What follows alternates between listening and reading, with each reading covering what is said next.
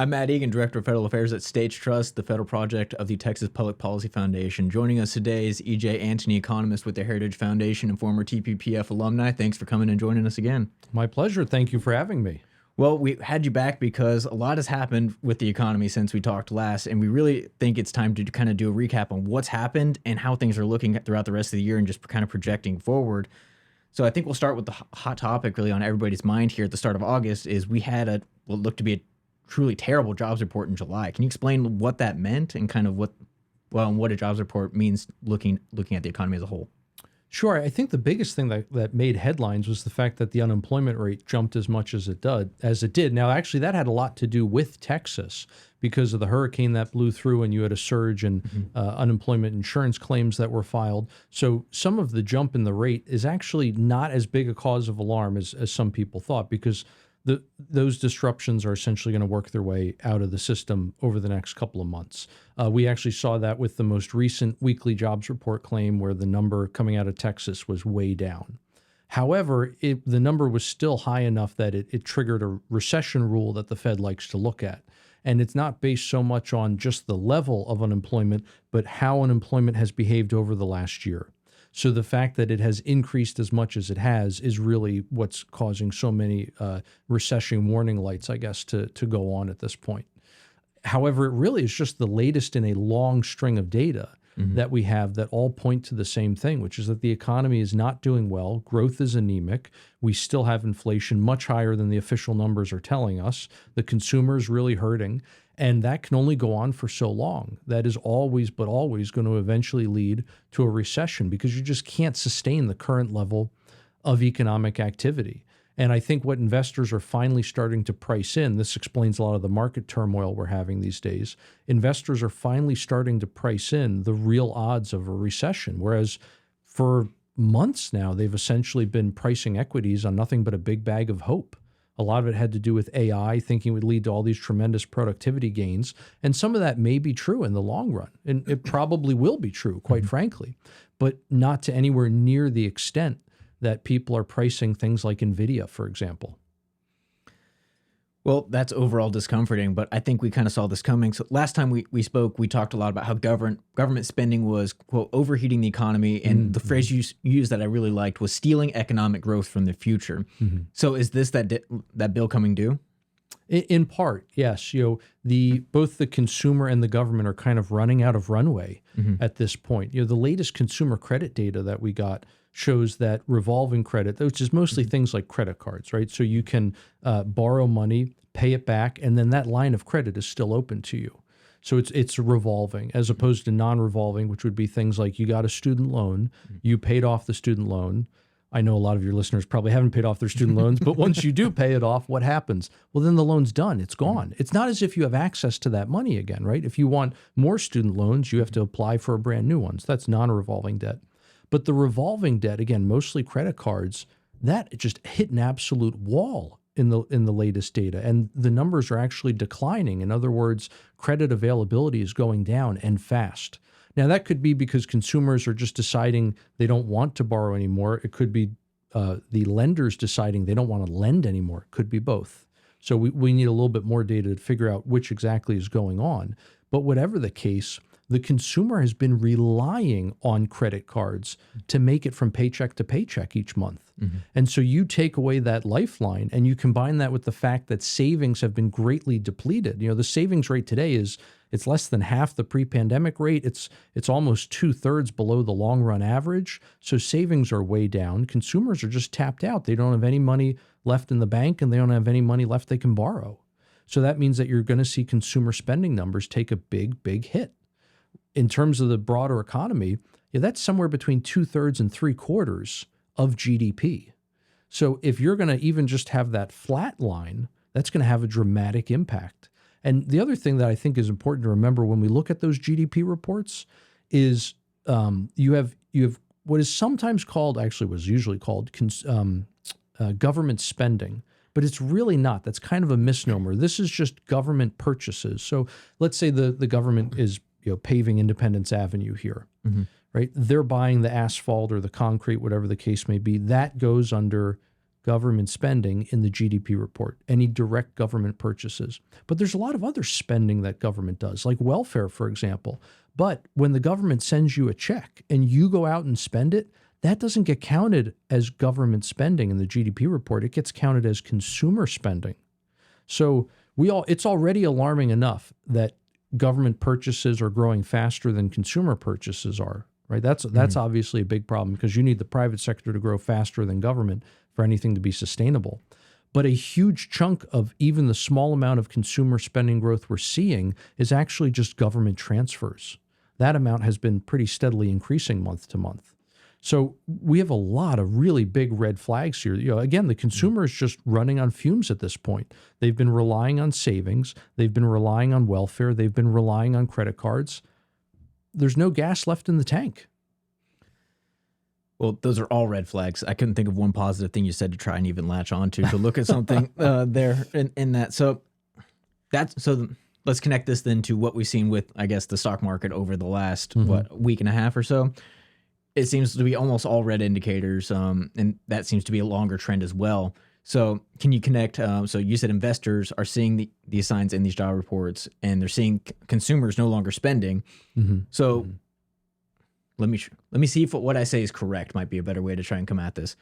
So when somebody has to tighten down their belt, they cut out the extraneous things. They don't eat out anymore.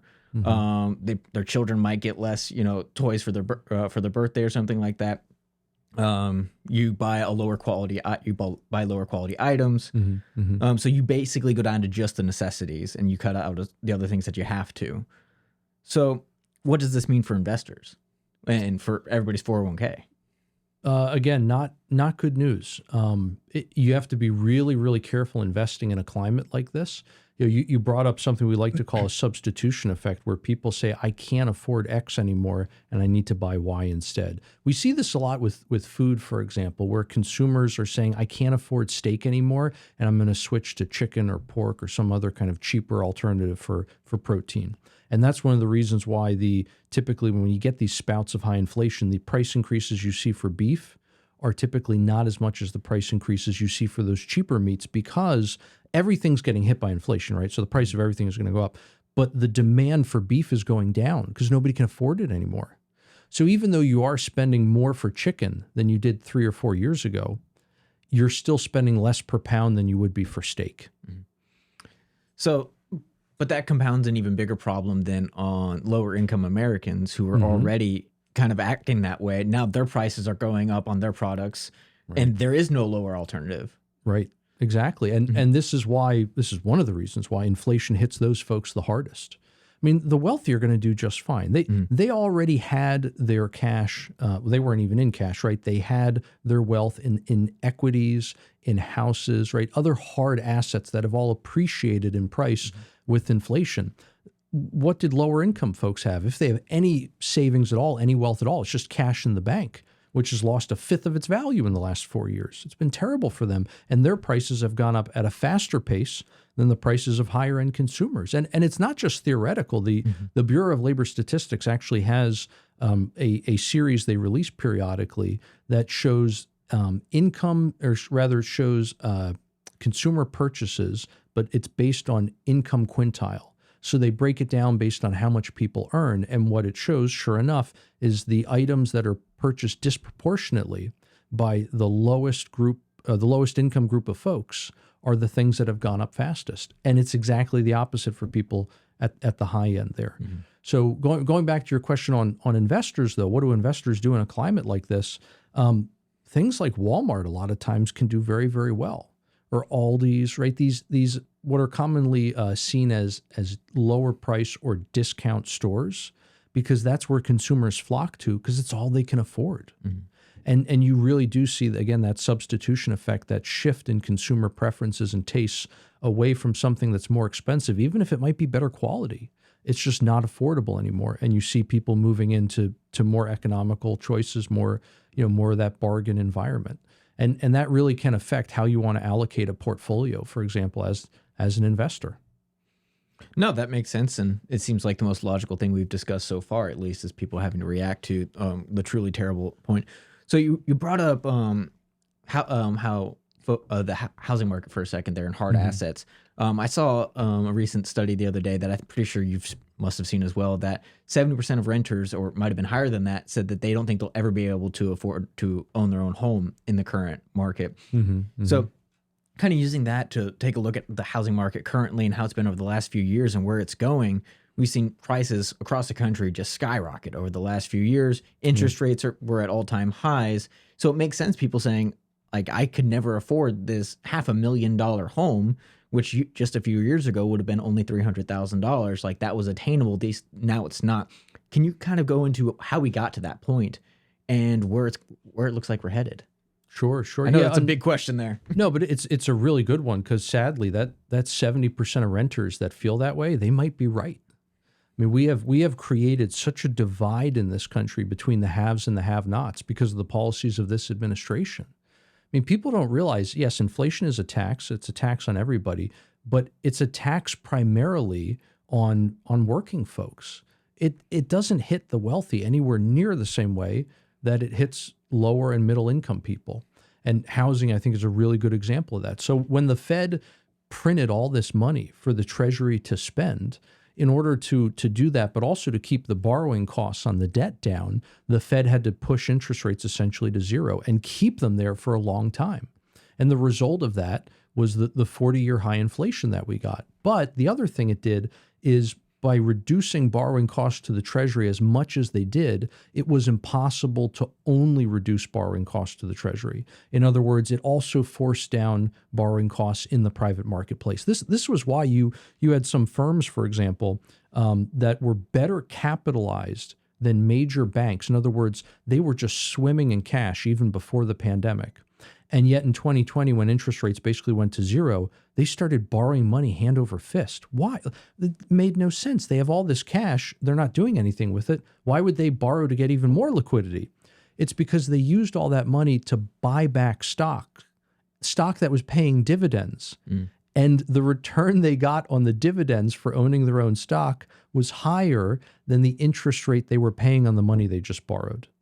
So at taxpayer expense, we gave a massive handout to all these corporations, but it was hidden in this, financial scheme essentially of corporate buybacks and dividend payments, and that was the kind of nonsense that we created. Again, it was a transfer from general taxpayers to these shareholders. In terms of housing, you had a similar effect where you pushed borrowing costs down so insanely low that all of a sudden, let's say I could afford a $200,000 house, given what I had for a down payment, given moderate interest rates, what I could afford for a monthly payment, et cetera. Well, all of a sudden, if you're going to take my interest rate from like 4 or 5% to 2%, I can afford a much bigger home. Because at the end of the day, we talk a lot about home prices. The home buyer doesn't actually care about the home price. They don't. No, they care about their mortgage payment. Exactly. It's 100% right, because that's the thing that has to fit inside your monthly budget. Okay. So, and that's why historically we see this very strong inverse relationship between home prices and interest rates. When one goes up, the other goes down, and vice versa. But the problem is we put rates down so low, so fast, that it took a long time for home prices to catch up. But eventually they did. Because all of a sudden, when you and I both have access to these obscenely low rates, we can start bidding up the price of homes. We're going to bid against each other. I mean, how often did we hear about all these home sales where people were getting 10 or 20% above asking? People were waiving inspections. I mean, the whole 9 yards. It was obscene, but that's what was happening. Then, as home prices went through the roof, they kind of topped out. But at that point, we all of a sudden realized what a horrible inflation problem we had.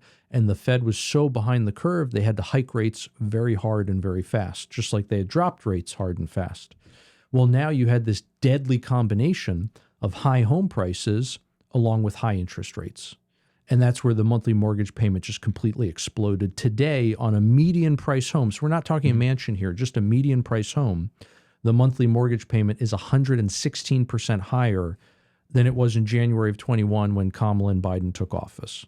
That's how bad it's gotten, and that's why everyone's crying about this home ownership affordability crisis. It's very real. You may ask, okay, well, why haven't home prices come down? Because again, there's that inverse relationship there. And the problem is that you have so many Americans now who, even if they didn't buy a home, they refied in 2020 and 2021 at these insanely low interest rates, they have golden handcuffs. They can't get out, because what happens if they try to sell their home right now? They're going to lose that mortgage. And they're going to have to get a new mortgage on the next house they buy at 6, 7, 8%. I mean, some markets are like 9 or 10% when you look around the country. So those folks now, even if they, let's say, sell their home and get the exact same thing, even if it's in the same area, so it's not like they're moving from a low cost of living area to a high cost of living area, same locale, the interest rate is so different, it's so much higher, that you're going to look at a monthly mortgage payment that could be twice as much as you're paying right now.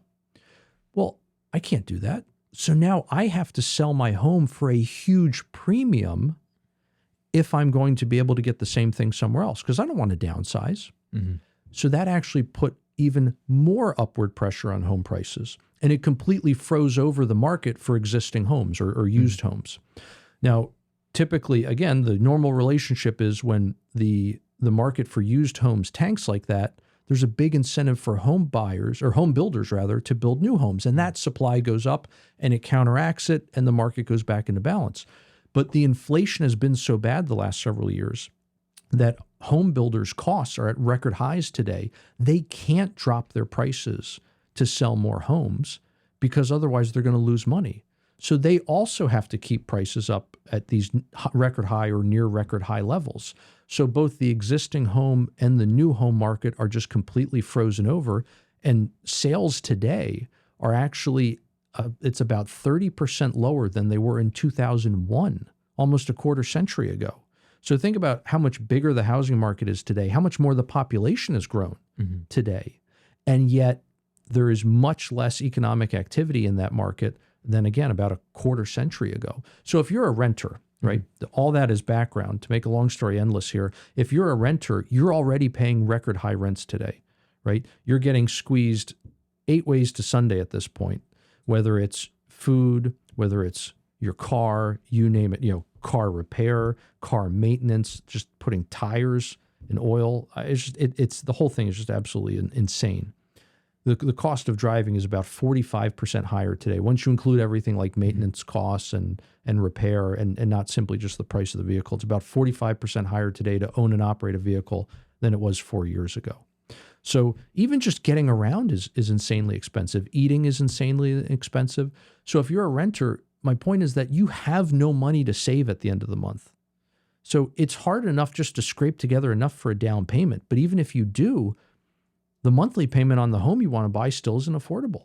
And that's the reason for the despair that you were just talking about, where almost 3/4 of renters are throwing their hands up and saying, I'm never going to be able to afford a home. I'm never going to be able to have the quality of life that my parents have. I'm never going to be able to enjoy their standard of living. And this will be the first generation, going all the way back to the Great Depression, since you had people en masse express exactly that kind of sentiment, that mentality of, I'm not going to be able to achieve what my parents did. That's a sobering thought and a sobering comparison. Is there a way out of that cycle that we currently have of everything just ratcheting each other up? Is there any way to pull that back? It's not going to be easy. There's a lot that's already baked into the cake that you can't undo, right? You can't put that toothpaste back in the tube, so to speak. However, you can certainly stem the bleeding, right? It's kind of, the financial situation in a lot of ways kind of parallels the situation at the border, right? Where what's the first thing you got to do? You got to stem the bleeding. You got to stop the wave of illegals coming into the country. All right, so what's the parallel in terms of finance? You have to stem the bleeding. You have to stop the runaway government spending, because that was the first thing. That was what lit the fuse in this whole chain of events that eventually led to this financial bomb, so to speak. So, and it continues to make the problem worse the longer it goes on. So, okay, that's step number one. You got to stop the bleeding. After that, well, how do you solve the problem? You got to get interest rates down. But interest rates are a price. It's the price to borrow money. So you either need to increase the supply of money available to borrow, or you need to decrease demand. What's the biggest source of demand for borrowed money right now? It's the government having to finance a $2 trillion deficit every single year. But that actually you can get down just by doing the first step, by getting the spending down. Because at this point, any marginal spending is deficit spending by definition. So if you can reduce that spending, you can bring down the deficit, you're going to not only reduce the immediate a cause, but you're also going to reduce the cost to borrow money as well. And that'll help bring relief to the market.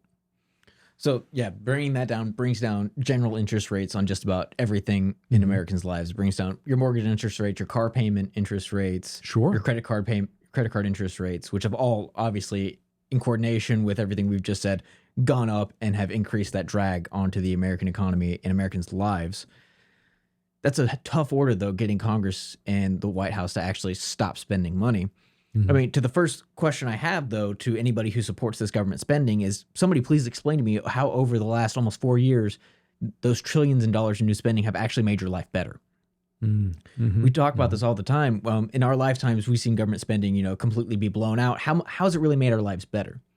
Like all this money that the government has borrowed and spent on whatever program, we haven't seen really any valuable improvement from that in daily American lives. And please correct me if I'm wrong here, but we've seen more government programs which have just increased the number of people on government programs, not the number of people or hamstringing people from being able to achieve the American dream instead of the other way around.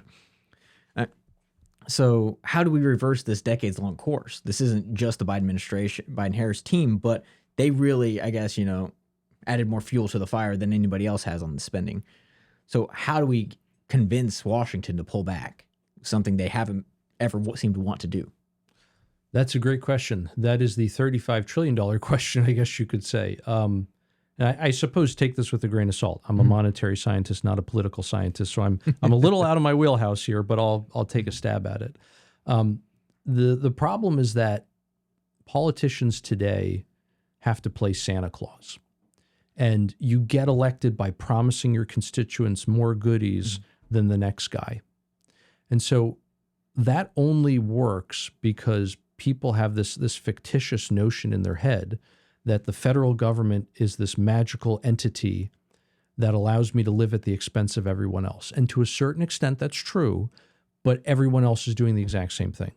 In other words, I'm paying your bills and you're paying mine, except that all the cronies in D.C. get to skim a little bit off the top along the way, but that money going back and forth between the two of us. So no one is actually better off except for those cronies in D.C. It's the bureaucrats. It's the lobbyists here on K Street. They're the ones who are doing just fine. They're the ones who have, frankly, have made out like bandits, actually. They're not doing just fine. They're doing great the last several years. But Main Street's not. And again, I think it comes back to education. We need to educate our fellow citizens so that they understand what the scheme is and how it works. And we need to connect the dots for them because Washington does their best to make this as opaque as possible and to really muddy the waters.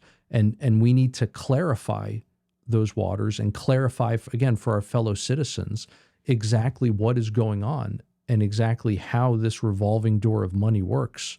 That, again, you're not better off. You may think you're getting a lot of goodies from Washington, but you'd be surprised how much you're giving Washington in return. No, I think that's a really excellent point, especially when you talk about things here in D.C. People seem very happy. There's a lot of people making a whole lot of money in D.C. I see nicer cars in this city than I see pretty much anywhere else in the country. And it's always shocked me until I came to realize several years ago what you're saying is it's incredibly true to the point where it'll black pill somebody if they spend too much time in this city. Really what is being stolen from the American people.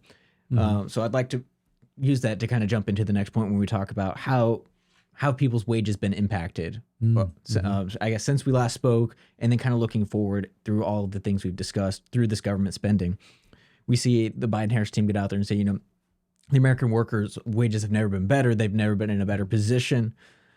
That's just simply not true. I can't think of anybody I talk to who says that they are doing better today than they were 4 years ago. Minus the pandemic, when it comes to their income and where those dollars are going. I mean, I even hear the term real wages are up. That just can't be true, can it? Well, we have had a couple of individual months where the average wage growth did outpace inflation for that particular month. But you're talking about individual months here, right? You're not talking about the long-term trend. You're not talking about the change since January of 2021. I think that's a classic example of what this administration does, where they give you a half-truth, right? And then they pretend that that's emblematic of everything. Like when they say the American consumer is earning more than they ever have. That's actually true in nominal terms, but it's not true in any meaningful sense, because it's not true in terms of what they can actually buy with those earnings. The typical American family today, if you look at what their earnings can buy compared to January of 2021, it's down about $4,000 annually.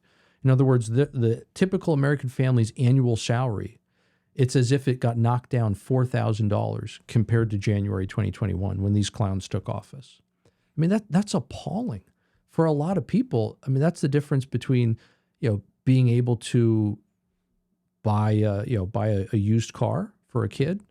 It's, being able to take the family on one hell of a nice vacation, and it's not just luxuries though. I mean, you're talking about, again, looking at like food, you're talking about many, many months worth of food, maybe the whole year for some families, if they're able to, have their food budget, capped at like $4,000.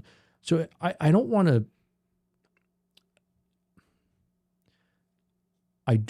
to downplay just how much the typical American family is genuinely hurting because of this. I mean, this has been an absolute disaster to people's finances. And by the way, that doesn't even include higher interest costs that we've talked so much about already. So look at credit cards. The American people are paying over $300 billion now a year in credit card interest. Now, that's just financing charges. That's not how much they're paying on their total credit card bills, right? We're not talking about a dime towards principal, paying these balances down. Just the interest is $300 billion a year. Where on earth are people getting this kind of money? So you add up not only the decline in real wages, what your wages can actually buy, but then throw on top of that all of the additional financing costs you're paying. I don't care if it's auto loans, student loans, credit cards, you name it. Again, for the typical American family, it averages out to another $3,000 in additional expense. So you put those two together, it's like you knocked $7,000 off the typical family's annual income. I mean, that's devastating. For a lot of American families, that's like a month's worth of income. Or more. I mean, Right. It's one thing, you mentioned this, when you talked about inflation in general, that's one thing when your family's making $200,000 a year. You can figure that out pretty simply. Yeah. But when you're making $45,000 a year, that's borderline a number you can't overcome. And that's where these people get in this credit card debt cycle. So it's pretty easy to see where those dots connect, because $7,000 a year is a lot to the vast majority of American families. Right, exactly. And this is why we have over 1.1 trillion in credit card debt. It actually just hit a record high in the second quarter. This is why the savings rate has plummeted as low as it has. And if you break down those savings by income group, you find it's almost exclusively in the top 10%. In other words, the bottom 90% are saving nothing month to month. And sure enough, 90% of American families don't have an emergency fund. In other words, savings where if you have like an ER visit, you can pay that bill. Or if your transmission in your car goes out or your refrigerator dies, you have some money set aside to be able to meet those emergency expenses. 90% of American families can't do that. I mean, that's insane, which means you're going to have to use credit. And if you didn't have the cash to pay for it, you're not going to have the cash to pay it off at the end of the month. Oh, and we have back to school shopping around the corner. Half of American families say they can't afford it. So they're either going to have to cut back. This was really sad, but they said they're either going to have to cut back on necessities like food, or they're going to have to put it on a credit card. And again, if you don't have the cash to pay for it now, you clearly don't have the cash to pay it off at the end of the month, which means this is just going to get rolled right over into people's balances, which means they're going to pay more in interest that they can't afford. So that's also going to get rolled into people's balances. I mean, you hit the nail on the head when you talked about it as this kind of financial death cycle, this downward spiral that families are in today. And why? This didn't have to be this way. How did we get here? Failed public policy. Well, and I want to bring another point to it. This is how we get that top 10% gets further ahead of the bottom 90%. Because again, they're the one, many cases, they're the ones instituting these policies. because they're not really affecting them that much, and they get to feel good at the end of the day because they're spending money on these, Green New Deal items that they, like I said, give them that warm fuzzy, like, oh, we're saving the planet, but they're destroying 90% of Americans' lives. Yeah. But they don't seem to care or even recognize that fact. Mm-hmm. And again, they're falling further and further behind each month, and this is unsustainable. Yeah, I think a good working definition of what makes someone in the elite, so to speak, or an elitist, is that you don't have to live by the ramifications of your own actions. And I think that goes for the right and the left, by the way. Very often on the left, it seems like elites tend to want to tell their fellow Americans how to live, and it seems like elites on the right want to tell foreigners how to live in other countries. That's probably where we got the whole neocon movement, I suppose. But neither here nor there. The elites clearly have implemented over the last 4 years, as you were just describing, policies that have ruined other people's lives, but haven't really hurt them. In fact, a lot of times they've benefited them because who can get a 5% interest rate right now? I mean, a lot of folks are having to pay higher interest rates because they're having to borrow money in a cost of living crisis. But those who had plenty of assets, who had plenty of liquidity, they're sitting back collecting 5% on treasury bills right now. A lot of CDs you can get 5%. In fact, a lot of banks are even offering 5% on their savings accounts, as long as you can, of course, park enough cash there. And so those folks are doing just fine. As you described, they're actually benefiting from the fallout of these policies. But again, they don't have to live by the negative consequences of their own actions. No, I think this is another great time to use your border analogy of the folks in Martha's Vineyard, be happy with these open borders policy until, Governor Ron DeSantis decided to bust some of them into Martha's Vineyard. I mean, maybe that's what we need is one of those types of moments here with the economy. I'm not sure quite how that analogy would play out in this exact circumstance, but that seemed to really change their opinions or at least force them to agree with the correct stance on the issue of, no, this isn't the way to do these things. So maybe cutting off their government spigot, their taxpayer dollars that they've been getting rich on, maybe that's what we do. Yeah, certainly. I mean, I think there's always a grave danger. Thomas Jefferson talked about this. He had a big fight with Alexander Hamilton about it, where Jefferson did not want the financial interests of the elites to ever be aligned with the interest of the government, because he was afraid you would get basically exactly what we have now with the Federal Reserve, where you have two groups of very powerful people, very powerful financial interests and very powerful public interests in government, who want the same thing. They want inflation. The government wants it so they can pay for all of their spending, and the elites want it because if they position themselves correctly, they're going to actually make money off of it, and not just money that's losing value, but they will gain value in the process. And sadly, I think we are.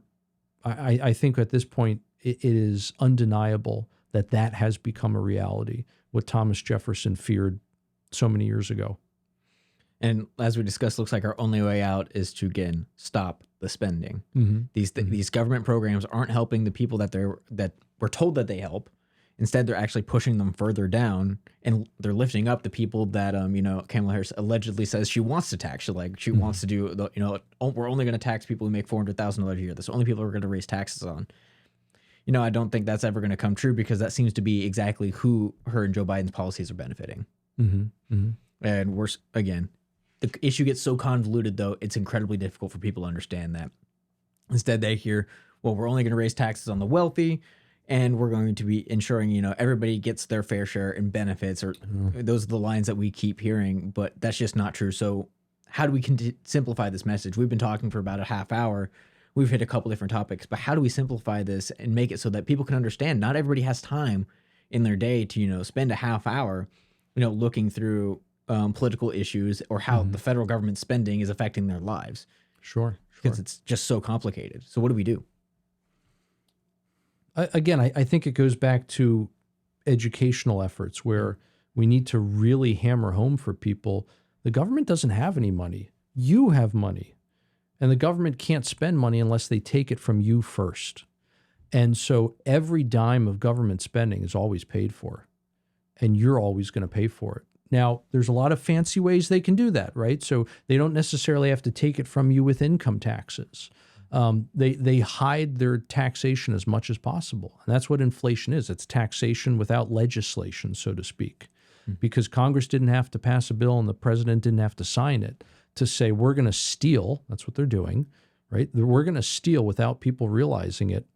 Trillions of dollars, $4 to $5 trillion over the course of a few years from the American people by devaluing their currency.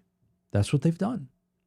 It kind of, it really reminds me a lot, actually, of what they do with the corporate income tax, where the government, you have a lot of leftist politicians, but actually even find some on the right now. They talk about these big bad corporations, right? These faceless entities, and how we need to tax away corporate profits as if corporations are bad or corporate profits are bad or whatever kind of nonsense. They're great boogeymen to get votes, I suppose. And we have this fictitious notion that corporations pay taxes. They don't. Corporations aren't people. Only people can pay taxes. Now, I understand in the eyes of the law. Okay, I get that. So fine, de jure, they're people. De facto, they're not. So who pays the corporate income tax? It's not as if the clerk sitting at a desk in a corporate office who writes the check to the IRS, it's not that he pays the tax. I mean, in a literal sense, I suppose he does, but it doesn't come out of his hide. So out of whose hide does the corporate income tax come? The employees. Partially the employees, absolutely. They're basically one of three groups that are going to pay that tax. So for employees, you get slower wage growth when corporate income taxes go up.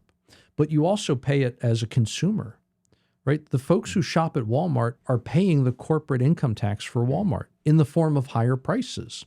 But then you also have shareholders who are getting a lower rate of return. So they're paying the tax as well. But all of these things are hidden from view. And it's crazy how, again, not just people on the left, but even some politicians on the right, or allegedly on the right, talk about how, well, it's okay if like shareholders get hurt because that's all those big Wall Street fat cats. What about all the folks, all the blue collar folks who have pension plans, which are all invested in corporate equities? What about them? What about the retiree on a fixed income who's relying on steady dividend payments from corporations in order to be able to pay rent and eat every month?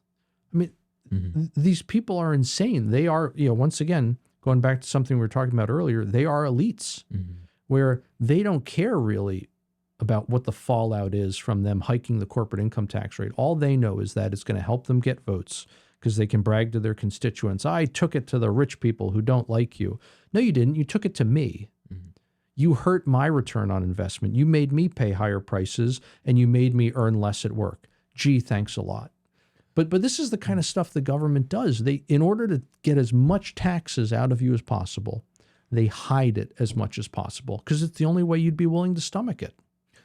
You made a really good point. I want to tie that back. So when you talked about how raising the corporate income tax impacts people, we know the proof in that pudding because of what happened with the Tax Cuts and Jobs Act under Donald Trump. Sure. We saw the exact opposite, right? We saw corporations openly say, we're going to be raising our employees' wages. Like in response to this, we're going to be bringing more investment into the country. We saw 401ks reach record highs. Like in response to this.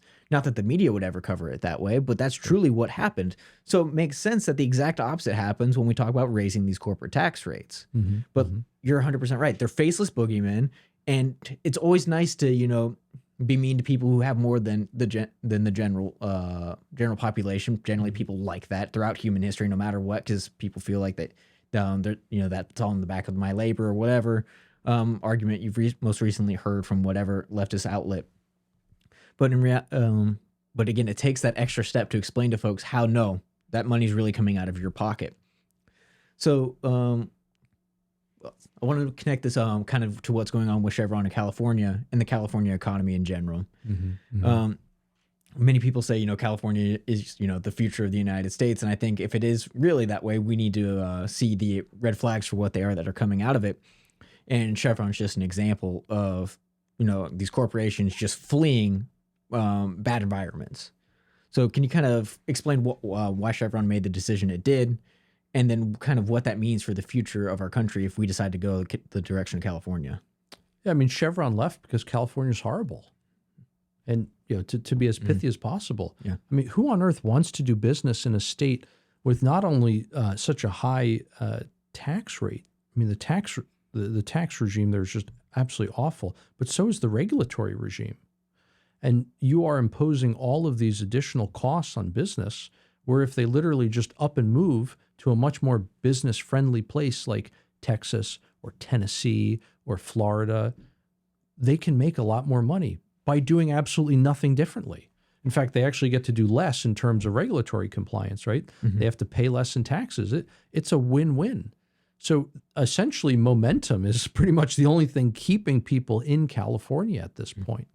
And this is particularly worrisome to a state that already has such a bloated budget and a massive budget deficit, because every time one of these corporations leaves, they're taking their revenue with them, which means the tax revenue, poof, that's gone.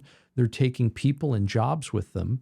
And people don't realize California gets about half of their personal income tax revenue from only 100,000 personal income tax returns. And you better believe that every time one of these corporations leaves, at least a few of those mega income folks are leaving and taking those tax returns with them. California is taking a huge hit to revenue, their tax revenue, every time one of these corporations leaves. I mean, it's massive. And again, the budget deficit was already huge to begin with, and you're just making it that much bigger. I mean, the patient is hemorrhaging here, and the leadership is intent on just making it worse. So, what does this mean to your question for the country as a whole? If we're going to follow California, I mean, look, play stupid games, win stupid prizes. Like, we're already watching what the results are of these policies, right? We're already seeing the results come in. If you duplicate that on a larger scale, you're going to duplicate the results on a larger scale. And I understand that, it's harder for a corporation a lot of times to leave a country than it is to leave a state. I understand that. But just because you get maybe marginally less of a negative effect does not mean you're still not going to have a negative effect. The more we tax, the more we overregulate, the more we overburden business, the less business we get in this country. And that, frankly, that's the last thing we need. We need more. We need to be growing the pie. We need to supercharge growth, not slow it down.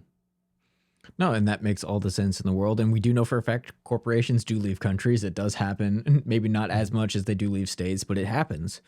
And we can't afford that in reality. And we talk using that 100,000 individuals paying 50% of the income tax in California.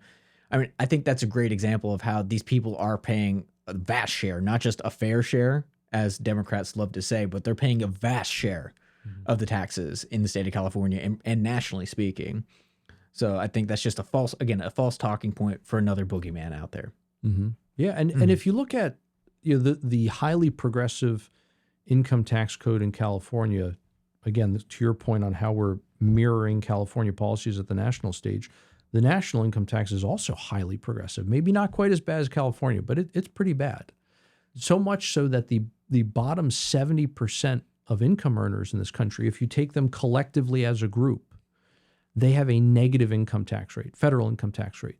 In other words, again, as an entire group, you have more payments going out of the Treasury than you have going in. So the top 30% of income earners in this country literally pay all of the taxes. Now, I understand there are some people in the bottom 70% who do have a net positive tax burden. I'm not denying that. I'm just saying, like, you have to, in a cumulative sense, you have to go that far up the income scale before the Treasury even breaks even. Again, I keep using the word, but this is insane. And yet that's where we are today. That is the tax regime, the tax schema that they have put in place. No, we need long-term, serious trajectory change from Washington. Nothing else is going to solve these problems, and I think that's the overarching point, right? It's like we have to cut the spending, which we've pretty much made the case for, isn't really helping anybody anyways, or it's not helping the people it's supposed to be helping.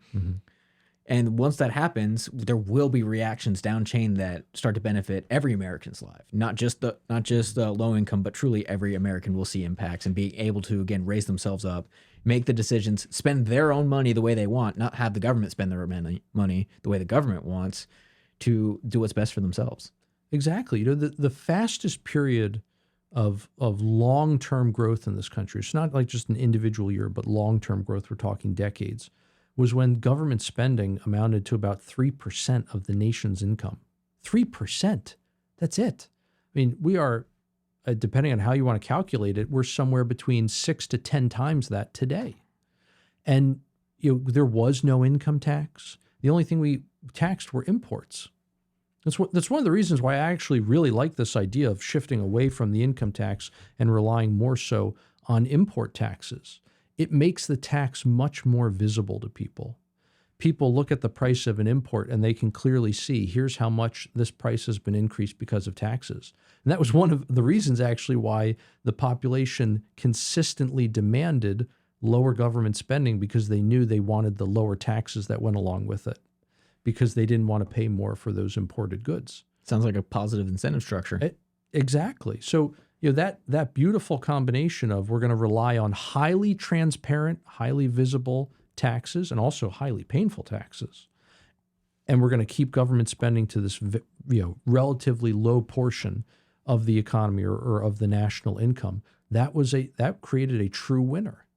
And then even if you want to go forward into like the 1920s, for example, where government spending was higher and we did have the income tax, both the Harding and the Coolidge administrations worked on getting government spending down. They worked on getting marginal tax rates down. And again, that was a winning combination. It gave us the roaring 20s. It wasn't until the Fed started meddling around with international currency markets in the late 1920s that we got that stock market boom and then eventually the Great Depression. But you actually had 3 different business cycles, in other words, booms and busts, if you want to call it that, within the 1920s. It wasn't as if the whole thing was just a runaway boom. And essentially, you consistently had upward growth, even if it wasn't, again, every single year was upward growth. There was some up, there was some down. But overall, the 1920s was a very powerful upward trend.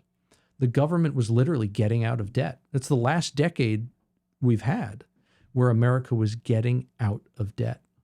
And it was 100 years ago. Well, we got a lot of problems. Maybe we can replicate some of that success under new leadership, but we have a long ways to go, and there will be pain along that way, felt by the American people every day, every time they have to go out to the grocery store, every time they have to buy anything, or even just, I guess just open their bank accounts in the morning. They're going to feel that. They're going to see that. And hopefully now they can have a better understanding of where that is coming from, what those driving factors are. So do you have anything else you'd like to bring up before we wrap this up? Well, I guess on that point of it being painful, it's already painful now. Mm-hmm. We should not hesitate to take a cure that's going to be painful. I liken it to cancer. It would have been great if when we had stage 1 cancer, we had acted. It would have been great if in 2020 we were like, hold on, maybe we don't want to spend trillions of dollars we don't have for something we don't know is even going to work. That would have been the great time to put on the brakes. In other words, diagnose the cancer in stage 1, small amount of radiation and chemotherapy. Sure, it's going to make the patient uncomfortable, but it's not going to nearly kill them. Mm-hmm. We didn't do that. Instead, we kept prescribing opiates to make sure the patient wasn't in any pain, aka we kept spending, borrowing, and printing trillions of dollars we didn't have, and that caused all of the economic problems that we have today. So now we have stage 4 cancer, right? The consumer is already in horrible shape. Mm-hmm. There's 2 ways out of this. Keep doing what you're doing. In other words, keep going through these artificially low interest rate cycles, keep the profligate government spending, and that's the equivalent of the doctor just prescribing even higher doses of opiates to try to keep the patient out of pain. And that's how you kill the patient. The alternative is the chemotherapy. It's cutting off the waste, fraud, and abuse in government. It's the Federal Reserve allowing interest rates to seek their natural level, which is going to be higher than it is today. It's allowing a lot of pain in treasury markets, but it's all in the short term. That chemotherapy and that radiation is so that the patient can eventually be cancer-free. And that's how you get back to economic growth. That's frankly how you get back to a guy with a high school education being able to support a family of 5, which in this country, it was not that long ago, that was the norm. That wasn't an exception. And that has been taken from us. You mentioned earlier what government has taken from us. That, the average man being able to support a family, the common man being able to have a decent quality of life, that's what has been taken from us by the elites. And that's what we need to take back. And it starts by taking our medicine. That feels so far out of reach for so many Americans. And that's a really good analogy, and I appreciate it. To be clear, I wasn't saying we shouldn't do it. I was just noting the fact that there's going to be some bit of pain along the way, but that's generally how growth happens. And that's what this nation needs, is a period of growth and reflection in order to get back on track. Well, EJ, thank you very much for joining us today. I found this truly enlightening. Of course, a lot of bad news, but there is a light at the end of the tunnel if we choose to take that path. Absolutely. Yeah, it's, don't give up hope. Well, not yet, at least. Not yet. Thanks again.